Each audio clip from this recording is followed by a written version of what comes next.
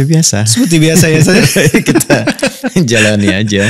Semua sesuai rencana. Betul. Diikhtiarkan dan tawakal pada Allah Subhanahu wa taala atas segala hasil yang Allah ridhai. Kita akan membahas hal yang banyak ditanyakan terutama di acara kita saat di Klikadi. Setelah kita bahas metaverse kemarin. Bagaimana pandangan Ustaz terhadap cryptocurrency, NFT, dan turunannya mungkin Ustaz. Dimana katanya digadang-gadang sebagai cara bertransaksi nanti, mempengaruhi cara bertransaksi di masa depan dengan teknologi blockchain-nya dia Ustaz. Oh, baik. Ya, yang pertama kita mencoba untuk menempatkan ini dalam sudut pandang keislaman dulu ya. Iya, Ustaz. Karena yang kita bahas itu dan nanti akan luas sekali spektrumnya. Islam sebagai pedoman kehidupan akan menjangkau banyak bahasan yang sekiranya diharapkan melahirkan maslahat bagi kehidupan manusia umumnya, ya terkhusus bagi insan-insan beriman yang berkehidupan. Baik, yang pertama, Islam tentu mengapresiasi, mendukung dan memberikan pedoman, bimbingan pada setiap kemajuan-kemajuan yang dicapai oleh manusia dalam berkehidupan. Ya, beriringan dengan nafas kehidupan yang dialami oleh setiap insan, didapatkan setiap kemajuan di setiap era, setiap masa, tentu itu disambut positif oleh Islam, diapresiasi, baik aspek kemajuan pengetahuan di bidang digital misalnya seperti saat ini, atau boleh jadi di bidang arsitektur, seni, dan lain sebagainya. Sepanjang itu semua melahirkan kemaslahatan dalam interaksi sosial kehidupan manusia secara luas, berkeadilan dan berkemajuan. Nah, dalam rangka itu pula Islam kemudian menghadirkan 5 dasar pokok, ya, yang dengan itu syariat diturunkan, pedoman kemudian dihadirkan demi mendukung 5 pokok ini dalam berkehidupan, dan ini menjadi bagian penting yang melekat pada manusia. Bisa berjalan fungsi kehidupan dengan baik, interaksi sosial dengan baik, satu dengan yang lainnya, dan menghasilkan nilai-nilai keadilan yang mendatangkan harmoni serta bersifat berkemajuan jika 5 hal ini terjaga dengan baik. Ya, ini yang disebut dengan maqasid syariah. Ya, tujuan pokok syariat, tuntunan dalam beragama itu dihadirkan. Yang pertama itu disebut dengan hifdzun nafsi, ya, menjaga jiwa. Jadi jangan sampai ada kemajuan teknologi misalnya, atau kemajuan di bidang militer, arsitektur, seni, dan yang lainnya, itu bisa mengancam dan membahayakan kepada jiwa. Maka di situ kemudian Islam memberikan tuntunan-tuntunan berkehidupan, ya, memberikan pedoman. Jangan sampai ada aktivitas kegiatan yang membahayakan bagi jiwa. Maka muncul turunan hukum. Ya, diwajibkan seperti ini, diharamkan bertindak seperti ini dan sebagainya. Ya, itu rahasianya, ya, hikmahnya, filosofinya. Kenapa diantaranya ada hukum-hukum wajib, hukum-hukum haram? Ada yang ditujukan untuk menjaga keutuhan jiwa itu supaya tidak dalam kondisi yang terancam. Bahaya, ya. Karena itu nanti Islam misalnya memberikan pandangan tentang terorisme, ya, tentang misalnya radikalisme dan sebagainya. Jadi sangat kontradiktif dan salah persepsi jika ada yang mengaitkan Islam misalnya dengan isu-isu teror dan sebagainya, karena Islam sendiri menghadirkan solusi, ya, yang menghentikan aksi-aksi teror dalam berkehidupan yang mengancam jiwa. Satu. Yang kedua, ada yang disebut dengan hifdzul mali, ya, tujuan syariat, pedoman beragama itu diturunkan membimbing manusia untuk menjaga harta, supaya harta itu tetap terjaga dengan baik, kan? Kemudian juga dapat dipastikan hak dan kewajiban terpenuhi, mendukung nilai-nilai kehidupan, tatanan sosial dan keseimbangan, sehingga tidak ada yang dirugikan satu pihak manapun dalam kehidupan manusia. Karena itu nanti ada hukum-hukum turunan seperti yang saya sampaikan tadi. Misal untuk menjaga keseimbangan dalam tatanan sosial kehidupan, nanti ada kewajiban berzakat, sehingga kekayaan tidak dimonopoli oleh satu golongan atau unsur saja, dan mensubsidi golongan-golongan lain disebut dengan kaum du'afa agar terstimulus untuk bisa menciptakan keseimbangan, naik kemudian derajat sosialnya, ya, dan ada nanti harmoni dalam kehidupan. Kemudian ada hukum-hukum yang diharamkan, mengharamkan pencurian dalam berbagai bentuknya, baik korupsi misalnya, ataupun juga penipuan, ya. Istilahnya bisa macam-macam, tapi spiritnya ke sana. Ya, untuk menjaga harta. Jangan sampai nanti ada satu kegiatan yang terlihat bagus dari kemajuan-kemajuan tertentu, tapi ternyata di balik itu, nah ada hal-hal yang berbahaya, ya kan? Dari unsur hifdzul mali, penjagaan terhadap harta seseorang, bisa jadi ada unsur penipuan, ada unsur monopoli, ada unsur manipulatif misalnya, hal-hal yang sekiranya bisa merugikan ya manusia dalam berkehidupan, tidak hanya dalam berkeyakinan, tapi dalam berkehidupan dalam skala yang lebih luas, ya. Baik, kemudian yang ketiga ada hifdzun nasali, menjaga garis keturunan, ya, supaya dipastikan dengan itu kehormatan manusia tetap terjaga. Kemudian garis-garis kekerabatan itu tetap terlestarikan dengan baik, sehingga unsur-unsur kekerabatan, unsur silaturahim dalam bahasa kita kekinian, saling mengenal, persaudaraan itu bisa kuat terjaga. Karena itu turun larangan misalnya tentang zina, ada misalnya tuntunan tentang pernikahan, ada tuntunan tentang lebih dalam lagi hartanya ada warisan, ya, ada tuntunan silaturahim. Itu demi menjaga keterikatan hubungan persaudaraan yang dengan itu kemudian bisa menguatkan tatanan kehidupan. Nah, yang keempat nanti ada yang disebut dengan, ini sangat menarik juga nih. Ya, setelah hifdzun nafsi menjaga jiwa, kemudian hifdzul mali menjaga harta, hifdzun nasli menjaga keturunan, hifdzul akli, Masya Allah, ya, menjaga kemampuan berpikir. Nah, sehingga apa yang kita pikirkan itu tidak keliru, tidak rusak, tertutur, teratur, karena kan apa yang dikerjakan oleh tubuh ini berdasar instruksi dari pikiran, ya kan? Pikiran kita berpikir apa, keluar tindakan kan? Kalau pikiran kita baik, ekspresinya baik keluar. Pikiran kita kurang baik, keluar ekspresi yang tidak baik. Sedangkan pikiran sumbernya dari unsur hati kan? Nah, maka seperti hati yang dijaga, pikiran pun harus dijaga. Nah, pikiran dijaganya lewat apa? Itu yang skema disebut dengan hifdzul aqli. Maka ada larangan-larangan, tidak boleh mengonsumsi makanan-makanan atau minuman-minuman tertentu yang bisa merusak fungsi akal.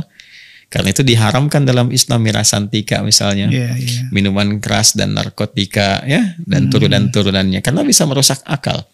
Ya, dan puncaknya penjagaan terhadap hati, karena hati itu sumber segalanya, kan, yang menggerakkan pikiran, seperti tadi saya uraikan, yang menggerakkan anggota tubuh kita, memberikan kemudian bimbingan, instruksi berkehidupan yang memberikan dampak-dampak besar bagi kehidupan abadi kelak ini. Ya, itu dari suasana hati itu, dari suasana kolbu. Dan menjaga kolbu itu pedoman tertinggi. Itulah kemudian fungsi agama diturunkan untuk hifdzuddin, menjaga agama itu, karena agama sejatinya itu menu bagi hati, seperti ilmu menu bagi akal pikiran, nutrisi karbohidrat protein makanan menu bagi fisik. Nah, agama din itu menu bagi hati. Hati itu butuh nutrisinya juga. Kalau nggak diberi makanan, nah itu bisa lemah. Kalau orang lemah hatinya, penyakit hati lebih berbahaya daripada penyakit fisik, ya kan? Orang sakit gigi bisa diobati, sakit hati bagaimana mengobatinya? Nggak ada klinik-klinik untuk sakit hati, gitu ya. Iri hati, dengki, dendam, ria dan sebagainya. Itu obatnya mesti dari pedoman beragama yang benar. Nah, saya ingin tunjukkan mengapa kita memulai dari uraian ini tentang fungsi-fungsi atau pokok-pokok ajaran dalam syariat Islam untuk memberikan sebuah citra awal peran agama, peran Islam terhadap kehidupan itu seperti apa, ya, sehingga orang menyadari kalau sedikit-sedikit tinjauan Islam, tinjauan agama bagaimana, dia paham bahwa agama datang itu untuk memberikan perlindungan. Perlindungan itu ya, menghadirkan komprehensif lagi tadi lima hal tadi. Betul, dia tidak menolak kemajuan-kemajuan zaman, justru mengakomodir, mengapresiasi segala kemajuan yang didapatkan. Ya, baik tadi di teknologi misalnya, digital, arsitektur, seni dan sebagainya. Tapi jangan sampai semua kemajuan yang dicapai itu justru merusak tatanan kehidupan. Mereduksi unsur-unsur keadilan, menghadirkan kesengsaraan dalam kehidupan. Disitulah kemudian datang agama memberikan perlindungan, arahan-arahan, sehingga kemajuan-kemajuan yang dihasilkan itu didampingi oleh pedoman beragama dan terarah kepada maslahat kehidupan yang benar. Konteks pembicaraan tentang cryptocurrency dan segala turunan-turunan yang ada di blockchain itu, baik NFT, non fungible token gitu kan, kemudian juga Bitcoin dan yang lainnya, itu masuk nanti pendampingannya di tujuan pokok syariat tadi yang kedua, hifdzul mal yang tadi saya sebutkan dalam konteks menjaga harta. Karena semua bab ini itu kan ada dalam pembahasan muamalah maliyah, interaksi yang melibatkan unsur harta di dalamnya. Nah sekarang bagaimana Islam memberikan perlindungan terhadap transaksi dan interaksi harta ini dalam konteks muamalah, ya, interaksi kehidupan manusia satu dengan yang lainnya. Maka ada nanti pandangan-pandangan dasar, konsep-konsep dasar yang dengan ini, dasar-dasar ini semua orang sepakat, secara logika diterima juga. Ya kan? Dan secara praktikalnya akan bermanfaat dan dibutuhkan oleh siapapun, apalagi insan beriman yang memang sejatinya harus menaati ini semua. Satu, jika yang digunakan dalam berinteraksi itu terkait dengan harta itu ada unsur transaksi di dalamnya yang saling menukar. Ya, baik misalnya pertukaran antara benda satu dengan benda yang lainnya, atau pertukaran antara jasa, ya, yang dinilai dengan nominal tertentu. Nah, maka ini ada ketentuan-ketentuan pokok. Jika barang dengan barang, ya, ataupun misalnya jasa dengan satu barang atau nilai tertentu, maka mesti jelas nanti, ya, jelas bendanya. Kalau benda jelas bendanya, kalau jasa jelas jasanya, yang memang melahirkan sesuatu yang memiliki nilai yang bisa dipertukarkan, ya, yang wujudnya terlihat, wujud keberadaannya. Maka jika bentuknya barang dengan barang, tadi misalnya kita ingin tukarkan satu barang dengan uang, ini kan dua-duanya materi nih, ya. Yang satu punya nilai tukar, ya, yang satu punya nilai yang ditukarkan dari wujud yang ada. Maka syarat pertama dalam fikih Islam itu barangnya mesti nyata terlihat. Barangnya ya? Barangnya mesti terlihat. Barang itu sil'ah namanya dalam istilah fikihnya, bahasa Arabnya sil'ah. Nah, sil'ahnya itu lazim antakuna mawjudah, mesti terlihat, nampak wujudnya ada. Sehingga dengan itu kepemilikan itu terhadap barang dimaksud itu bisa dipastikan sempurna, seutuhnya dimiliki. Apa yang menandakan bahwa itu milik kita, ya kan? Artinya wujudnya kan ada, ya. Wujud ini bisa dipertanggungjawabkan, bisa dihadirkan. Jangan sampai seperti fata morgana yang nampak kelihatan tapi wujudnya nggak bisa dirasakan, ya kan? Nah, jadi transaksi seperti ini tidak memberikan kepastian. Hal yang tidak memberikan kepastian masuk kategori qimar namanya. Ya, kayak judi kan itu nggak memberikan kepastian itu, ya, gambling sifatnya, untung rugi, ya, bisa orang ngelolanya dia bisa untung sendiri, yang lain bisa dirugikan, itu masuk kategori qimar, ya kan? Adapun sesuatu yang tak nampak jelas, yang terkesan manipulatif, nanti sifatnya gharar namanya. Nah, gharar dan qimar itu sesuatu yang sangat dicegah oleh agama karena bisa menghadirkan madarat nanti, ya, ketidakseimbangan dalam transaksi kehidupan dan berpotensi merugikan. Ya, sekarang cara berpikirnya sederhana saja begini. Saya punya barang nih, saya punya peci, ya. Kemudian peci ini ingin kita transaksikan. Anda ingin beli misalnya kan ini. Terus Anda punya alat tukar, materinya ada terlihat, uangnya kelihatan kan, kita bisa transaksikan. Sekarang mungkin dalam bentuk uang kertas ya. Ada, walaupun itu nanti ada babnya sendiri ya. Kalau Anda ingin bahas tentang uang kertas itu kita perlu episode tersendiri ya. Tapi malah sekarang ada dompet digital saat nggak terlihat, itu juga baik. Yang jadi ini. Dia sekarang punya jaminan nggak di situ. Dia dompetnya ada, tapi wujudnya bisa diwujudkan dalam bentuk fisiknya, ya kan? Sekarang Anda bikin program misalnya dompet masakin, dompet untuk memberikan santunan kepada orang-orang yang memerlukan, ya, dari kalangan misalnya duafa, ya, orang-orang taruhlah kategori misalnya di garis kemiskinan yang bisa disantuni, disubsidikan, tapi kan wujudnya ada. Walaupun Anda kumpulkan dalam bentuk misalnya digital, ada fundraising tertentu, tapi itu dinilai berdasarkan nilai tertentu yang wujud fisiknya ada dan ada penjaminnya. Ada, nah itu dia, ada otoritas penjaminnya. Jadi dua hal di sini ya. Jadi saya dahulukan yang pertama tentang materi fisiknya ada. Ya, kalau dulu kan masih bagus tuh. Dalam bentuk uang kertas pun ada underlyingnya gitu kan. Uang kertas pertama itu kan nanti di masa dinasti Tang di Cina tahun 997 Masehi. Tapi nanti itu dikreatifkan gitu ya oleh orang-orang Yahudi itu. Orang Yahudi di Amerika nanti kelak itu mereka membuat sebuah kreasi tersendiri demi kepentingan tertentu yang tadinya uang kertas dalam perjalanan pun underlying underlying dalam bentuk emas itu sehingga punya nilai yang jelas tuh. Betul. Ya, dan dulu, itu bisa mencegah ya otoritas-otoritas tertentu untuk mempermainkan nilai tukar gitu kan. Betul. Nah, cuman memang karena ya keadaan politik tertentu, dinamika tertentu, butuh bab tertentu di Klik Adi untuk membahasnya, gitu kan? Sehingga menjadi dominan uang kertas tertentu. Ya, tapi masih ada di sini unsur penguatnya, yaitu ada otoritas yang menjamin. Ya, mereka sudah menyiapkan lah strategi, ada bank sentral macam-macam, ya, dan setiap negara sebetulnya punya otoritas tertentu untuk bisa menentukan itu. Hanya ketika bergaul secara global, nah ini kesulitan-kesulitan yang memang kita distimulus dengan adanya semua ini untuk menguatkan semua sektor-sektor dalam kehidupan berbangsa bernegara supaya mandiri.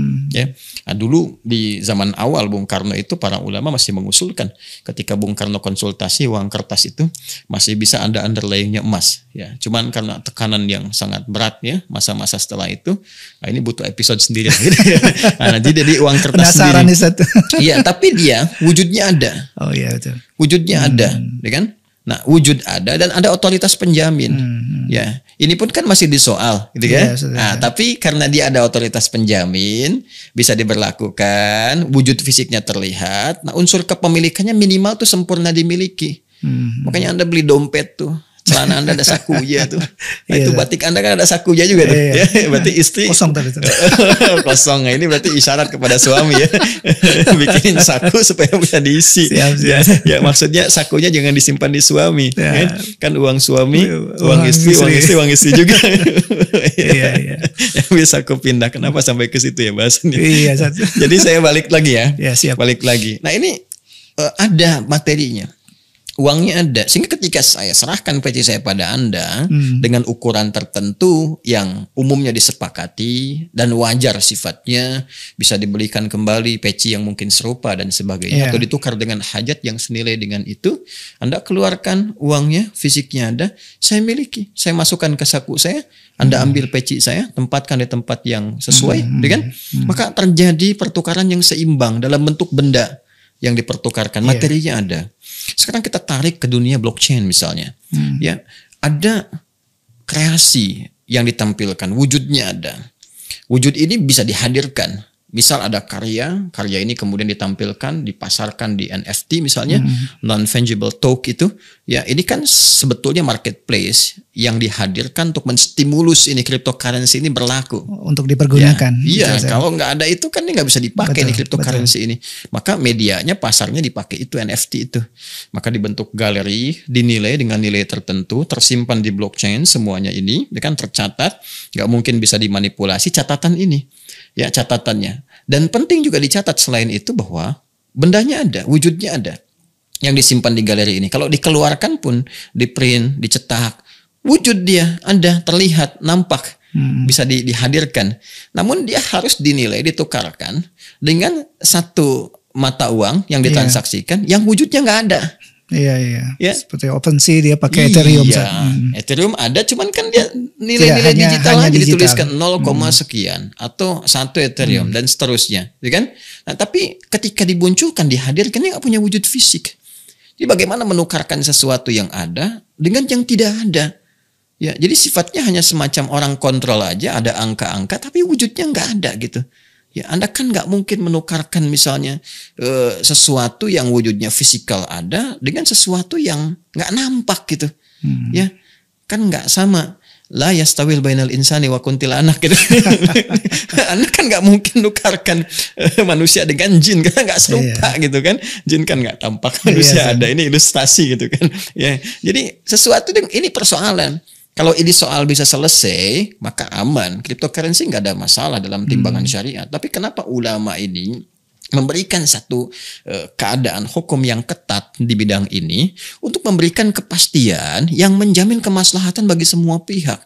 Karena apa yang digunakan dari transaksi keuangan ini maslahatnya untuk semua. Jadi jangan sampai ini punya nanti keuntungan di satu komunitas atau golongan tertentu yang diuntungkan dengan adanya ini, tapi merugikan pada pihak lain yang belum tahu. Iya. Ya, tiba-tiba 1-2 pihak di endorse seakan-akan punya banyak penghasilan dari situ. Orang tertarik masuk, kemudian dia menyimpan aset, dia bayar tuh kan, persoalan cryptocurrency pun kan harus disimpan uang dulu ke situ. Iya, deposit dulu kan.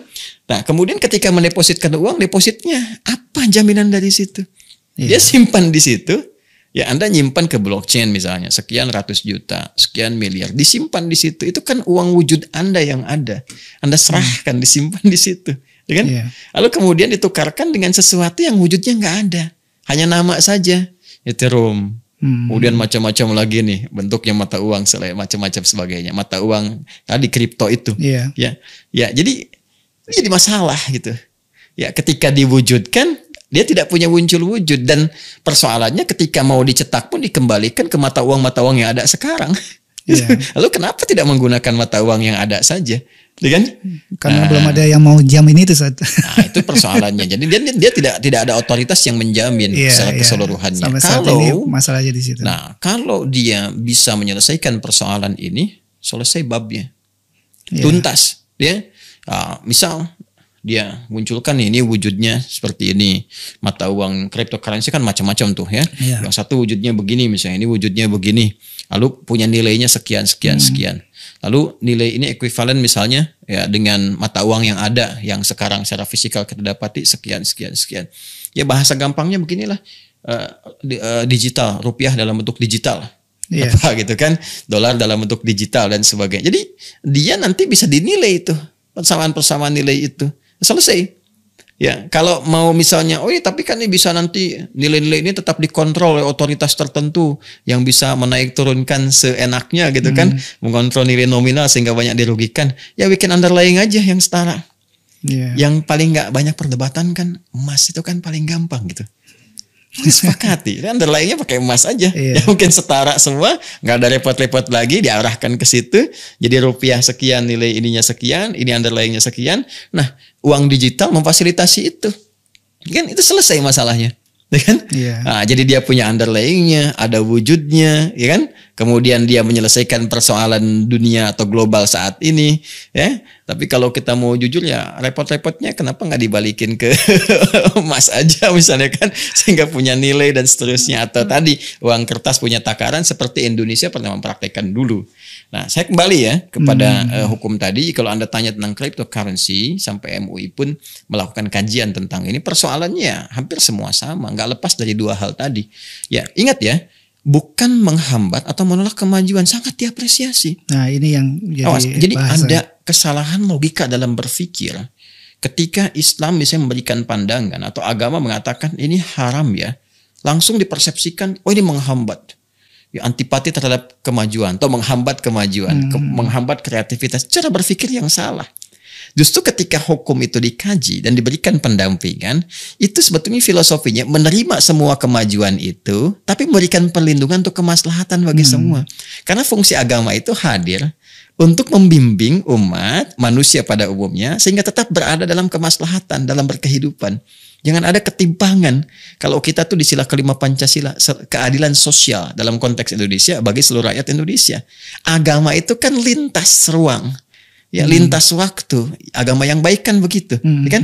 Islam tuh melintasi ruang, melintasi waktu, melintasi tempat. Jadi keadilan sosial bagi seluruh umat manusia.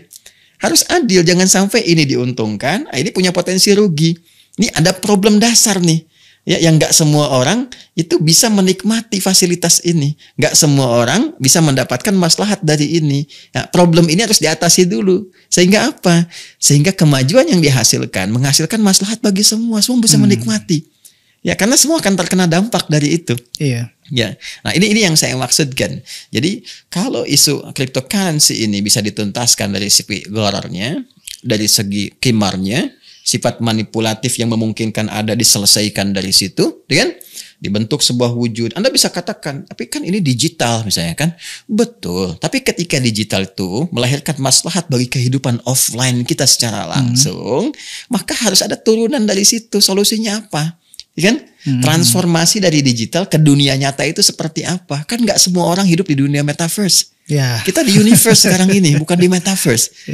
Ya, apa Anda mau menciptakan besok misalnya teknologi makanan digital yang sekali dilihat langsung kenyang?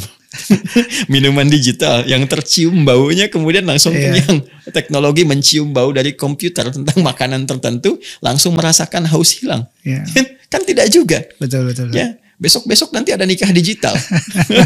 Keturunan digital. Nanti kehidupan universe yang sudah Allah anugerahkan itu kemana? Kan? Nah ini berbahaya cara berpikir seperti ini. Jadi akal sehat itu tetap harus berfungsi. Dan akal bisa disehat jika dibimbing oleh iman yang sehat. Catat itu ya. Dan bikin status itu. Jadi kalau orang akalnya pintar, bagus, dia bisa banyak bikin kreasi macam-macam. Tapi kalau nggak dibimbing dengan jiwa yang benar, ya tidak diikat itu dengan tuntunan yang benar, itu bisa berbahaya. Ingat ya, orang pintar yang menipu itu lebih berbahaya dibandingkan dengan orang yang kurang pintar. Ya, dan dia mencoba untuk menipu. Orang yang kurang pintar mencuri, skalanya kecil, tapi orang pintar mencuri itu bisa canggih, sistematis, rapi, terstruktur, masif. Dan itu merugikannya dahsyat itu. Ya, jadi kalau balik ke isu tadi, maka yang harus diselesaikan dalam isu cryptocurrency ini, ya, NFT-nya dalam konteks dia galeri terhadap kreasi karya, ya macam-macam itu, dia sebenarnya nggak punya banyak masalah. Ya. Ketika dia ditampilkan, saya punya kreasi, Anda punya satu gambar tertentu, misalnya kan, klik every week, bagus juga ya, klik every week tuh, Anda foto-foto yang dimunculkan, every day kan udah ada, every week belum ya. Atau saya bikin gitu, misalnya Anda bikin klik every week, ditampilkan di NFT, tampilnya aja, itu nggak ada persoalan. Ketika karya Anda diberikan sebuah catatan, punya nilai, kemudian dari nilai itu terdokumentasikan, nggak bisa dirubah apapun karena terekam. Ya, oleh satu algoritma tertentu, kan, dan diketahui itu dari setiap perubahan tuh ketahui, perubahan waktu diketahui, ini nggak berubah nih, datanya selalu ada, sampai sini nggak ada masalah. Tapi apa yang sudah Anda kreasikan punya wujud, kan Anda upload untuk situ tuh, kan? Begitu Anda upload ada, kan materinya ada tuh, bentuknya ada, Anda print digital pun kan ada, ya kan, materi pokoknya Anda yang pegang. Jadi persoalan ketika ditransaksikan dengan satu nilai yang dimunculkan, ini dipahami, dilihat, dimana sebagai mata uang tertentu, tapi wujudnya nggak ada. Dan dia nggak ada otoritas yang disepakati, siapa yang mengendalikan? Nggak ada orang kendalikan. Kalau nggak ada yang mengendalikan, bagaimana bisa mengaturnya? Prinsipnya memang itu, jadi tidak ada yang bisa menginterfere atau apa. Kalau nggak ada yang intervensi keadaan-keadaan itu, dan persoalan yang pertama kan dia wujud fisik nggak ada. Dan kalau nggak ada yang mengatur, ya satu sisi orang memahami bagus tuh, nggak ada yang bisa ngatur, jadi dengan sendirinya dia tersistem. Betul. Ya ini begini, ini begini. Nggak ada intervensi. Tetap saja kalau Anda terjadi transaksi itu kemudian keluar dan akan dinikmati. Sekarang Anda punya karya nih, dibeli oleh si fulan A dengan mata uang digital yang ada di situ. Tapi ternyata nggak bisa hasil dari pembelian itu, hasil kerja keras Anda itu nilainya nggak bisa dikeluarkan di wujud kehidupan fisikal yang nyata. Gimana bisa dinikmati?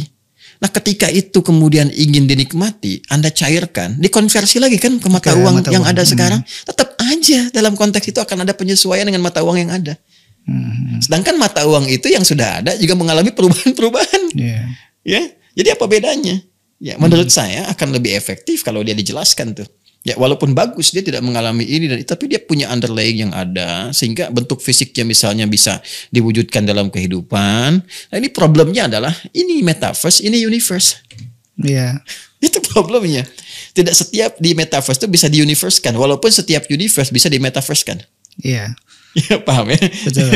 Setiap universe berpeluang di metaverse-kan, tapi tidak setiap metaverse bisa di-universe-kan. Ya, walaupun mungkin juga yang di universe itu ada bagian-bagian yang sangat tertentu, sensitif, gak bisa di metaverse-kan juga. Ya kayak tadi saya katakan misalnya pernikahan metaverse.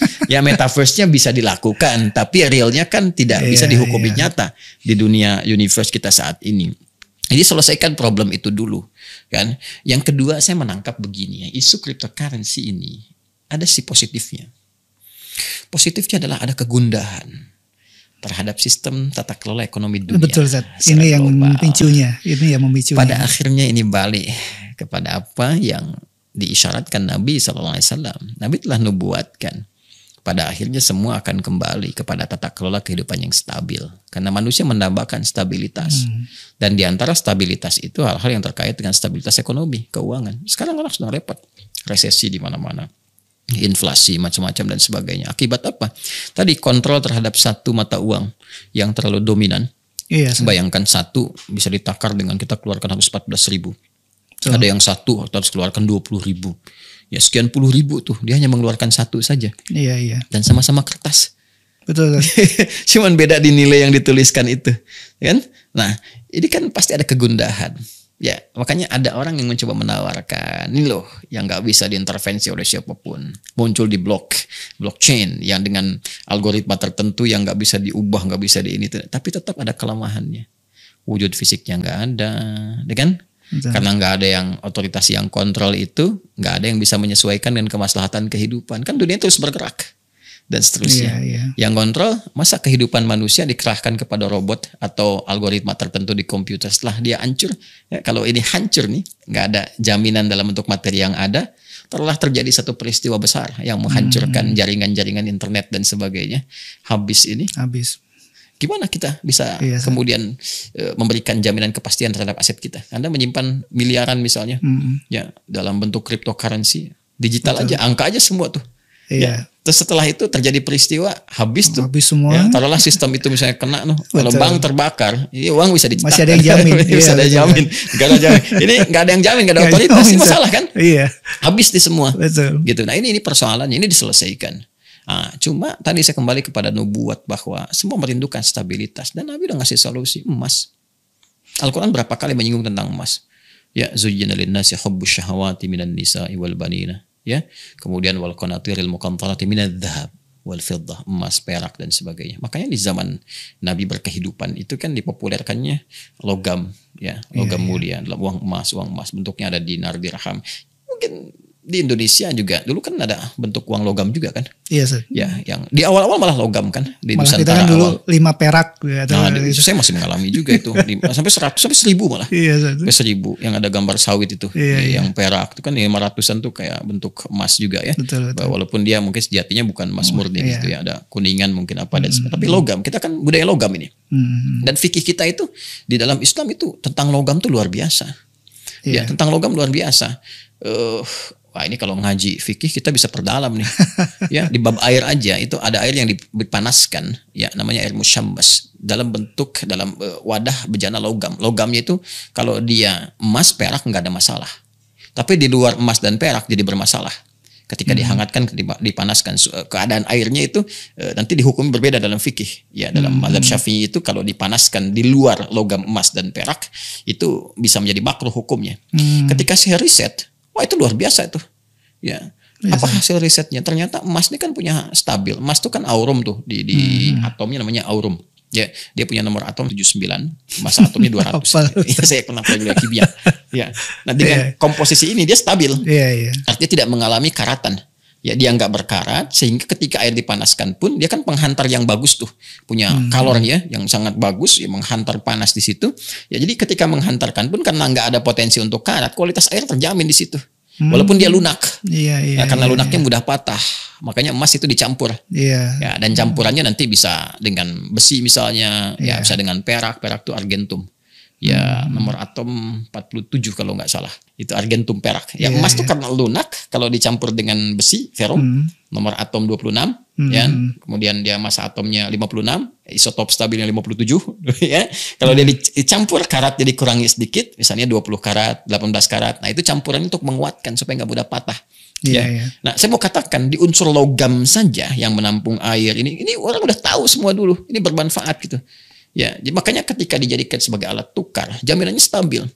Ya, cuma memang kan nggak semua orang atau tempat itu bisa memproduksi emas di tempat-tempatnya kan itu pernah ada pemikiran di global pada saat itu sehingga menjadikan emas itu sebagai jaminan sampai sekarang sebetulnya. Jadi yang mengumpulkan uang kertas pun di negara adidaya itu pada akhirnya pun mereka mencoba mengkolek emas itu karena mereka tahu yang berharganya itu di emasnya. Ini butuh bab khusus nih. Kita lompat dari kita bikin kembali ke emas. Ya, saya tidak ingin menghadirkan satu isu tanpa argumentasi ilmiah gitu. Jadi pembahasan itu mesti dalam kerangka ilmiah supaya orang yang mungkin belum meluas tuh batas pemikirannya tidak menyimpulkan yang salah. Sehingga ketika salah, sumbunya terlampau pendek, ya ditangkap bahwa oh ini membawa ingin merubah, tidak. Tapi kita ingin berpikir lebih kuat bagaimana menguatkan sisi ekonomi di bangsa kita sehingga tampil lebih unggul, lebih hebat, lebih baik. Sementara kita kan punya budaya logam. Jangan salah loh, Indonesia itu punya budaya logam. Iya, Ustaz. Ya, dan waktu penjajah itu datang ke Nusantara pada saat itu kan, itu sempat disembunyikan dulu logam itu. Wah, kalau saya bahas lebih dalam lagi lebih dahsyat, karena yang memerintahkan menyembunyikan itu di antara Wali Songo. Ya, ada Sunan Bonang yang menyebutkan itu karena tahu. Karena kalau mau lihat riset di dunia ini, saat orang itu dari seninya aja ya, seni. Cina punya budaya seni misalnya. Dia punya dawai, ya, senar, gitar kayak kecapi dan sebagainya, tapi kayu. Arab punya dufuf itu rebana. Ya, rebana itu kan dari kulit juga, kayu dan sebagainya. Di saat dunia tuh masih kayu, masih kulit, masih senar, masih kita udah ada itu ya, Ustaz, rajin. Coba lihat. Angklung, degung. Iya. Iya, degung, angklung, gong, macam-macam. Itu apa? Apa kayu? Logam. Iya, kita sudah punya logam. Dan itu nggak mudah loh menempa logam segala rupa itu. Jadi logam itu mahal sekali. Dan logam itu kalau dari sudut unsur kimianya sekarang kita dapati, kita keluarkan, kalau belajar kimia itu kan sekarang diperebutkan. Banyak sekali unsur logam yang dibutuhkan sekarang untuk mendukung kemajuan teknologi dan sebagainya. Kita kayakan itu. Jadi sebetulnya kalau Indonesia mau tampil dan punya visi yang lebih dahsyat untuk ke depan itu, sebetulnya sih mesti pede gitu. Karena sumber daya alam yang bisa mendukung, mensupport kedaulatan berbangsa, bernegara, bahkan dari segi ekonomi yang negara lain butuh. Ya, kita punya. Anda bisa bayangkan ya, rempahnya aja bisa bangun Belanda. Iya. Bagaimana dengan logamnya? Itu rempahnya. Ya, ini mau bahas cryptocurrency atau bahas sejarah nih? Jadi sebenarnya cryptocurrency sederhana. Iya. Kenapa MUI masih memfatwakan haram? Kan? Itu kan ada 3 poinnya. Ya, persoalannya kan nggak lepas dari apa yang saya sampaikan tadi. Karena belum ada kepastian. Bukan menghambat kemajuan. Kemajuan bagus, terima, hebat nih, bagus, kita terima nih. Tapi harus membawa maslahat. Jangan sampai nanti ada orang investasi di situ, tiba-tiba dia butuh nggak bisa dia tarik, gitu kan? Atau tiba-tiba ini nggak ada aset dia nggak kembali, kepemilikan nggak ada yang pasti. Ini udah dipastikan. Nah, jadi kalau ini bisa didapatkan solusinya, silah bentuknya, bisa wujudnya, bisa kemudian dikreasikan dari bentuk digital tadi, ada wujud materi yang bisa dipegang sebagai jaminan, ada otoritas penjaminnya, itu lebih memberikan kepastian sehingga investasi yang diberikan kepada tempat-tempat tadi, orang bisa pegang jaminannya apa. Ya, kita nyimpan uang di bank, uang kita kan wujudnya fisik, disimpan dalam bentuk apa? Ya, disimpan dalam bentuk-bentuk digital kan? Tulisan rumusan-rumusan itu, tapi kita dikasih buku tabungan. Ya, ada kepastian secara fisikal yang terpegang itu, ya. Kemudian apalagi misalnya ada jaminan-jaminan yang bisa didapatkan saat kapanpun mau dicetak, dipegang, disimpan. Jadi itu memberikan ketenangan, ada kepastian. Nah, ini diselesaikan dulu hal-hal ini. Kalau hal-hal ini selesai, maslahatnya bagi banyak, semua orang bisa mengakses senang. Ya. Ya kecuali kalau ini orang hidup di dunia, ya dunia itu saja, maka hanya terbatas di lingkungan saja. Makanya hal-hal yang sifatnya terbatas belum bisa menjadi maslahat dari kalangan luas secara global. Mau dipaksakan ke global itu susah. Kecuali orang berkehidupan di situ saja. Ya ini pegiatnya di situ, orang-orangnya itu saja. Itu pun karena saking sayangnya agama. Allah tuh saking sayangnya jangan sampai rugi juga gitu. Mengingatkan. Jadi, diberi saran. Tidak pernah ada sejarahnya agama datang untuk merusak atau menghambat kemajuan. Justru memberikan maslahat, mengiringi kemajuan itu supaya melahirkan maslahat untuk semua. Ya, karena itu Indonesia bagus tuh. Dasar agama itu yang pertama, ketuhanan yang Maha Esa.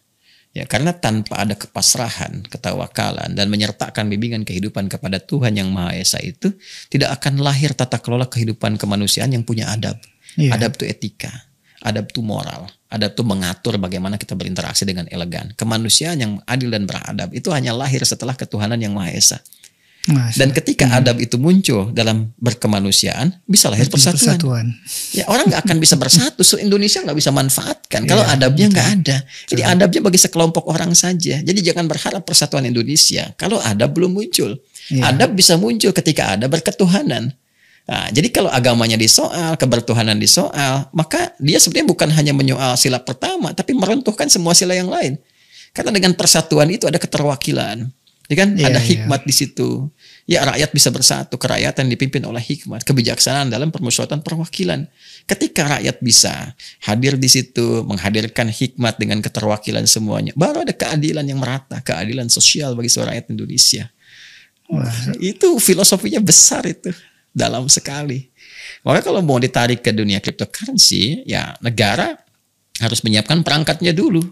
Minimal kita punya undang-undang dalam aspek kebangsaan, kenegaraan, ada undang-undang mengatur itu. Ya, jadi jangan cuman dilihat persoalan pajaknya saja. Tapi juga lebih daripada itu, ada aturan penjaminnya, otoritasnya betul. Negara mengatur undang-undangnya, menyediakan ini payungnya ini, terus menjamin. Ada jaminan negara. Nah, biasanya kalau sudah masalahnya krusial kan diminta tuh masukan-masukan dari tokoh-tokoh, dari masyarakat dan sebagainya. Karena kan di keterlibatan kerakyatan dipimpin oleh hikmat itu. Ada perwakilan di situ, ya. Nah, jadi semua fungsi digunakan dalam konteks ini. Nah, kalau ini sudah dapat dihasilkan solusinya, manfaatnya, maslahatnya dan sebagainya, ya maka insya Allah kehidupan itu akan lebih bermaslahat. Ya, kita rasakan manfaatnya, rasakan berbagai hal yang kita bisa dapatkan di situ. Jadi kan yang kita lihat baru semata sepata morgana nih. Si fulan untung sekian, ini cuan sekian, ini si fulan loh. Bagi si fulan, dan kita kan nggak tahu realnya seperti apa. Berapa orang yang hilang, hilang. Berapa orang yang dapat karena kebutuhan tadi saat kepikiran dan sebagainya. Dan ini kan butuh endorsement. Semua ini untuk tampil tuh butuh endorsement untuk masuk. Ya, kalau orang berpikir bisnis kan sekarang gini, apakah murni niatnya bikin blockchain itu hanya sekedar untuk memfasilitasi dalam berkehidupan? Ya, apa pengganti bagi dia dalam menuangkan idenya ini? Dia butuh perawatan, ya. Butuh untuk biaya operasional, untuk maintenance, untuk macam-macam. Dari mana dia dapatkan itu? Kalau bukan dari orang invest ke situ, orang masukkan, orang bertransaksi dan sebagainya, ya kan? Nah, ini juga yang harus diantisipasi. Jadi yang wujud kertas saja masih ada persoalan, apalagi yang nggak ada wujudnya sama sekali. Hanya bentuk algoritma ya, betul. Jadi yang kita perbaiki, satu, cara berpikir orang supaya tidak menduga bahwa ini agama menghambat gini, dikit-dikit haram, dikit-dikit haram.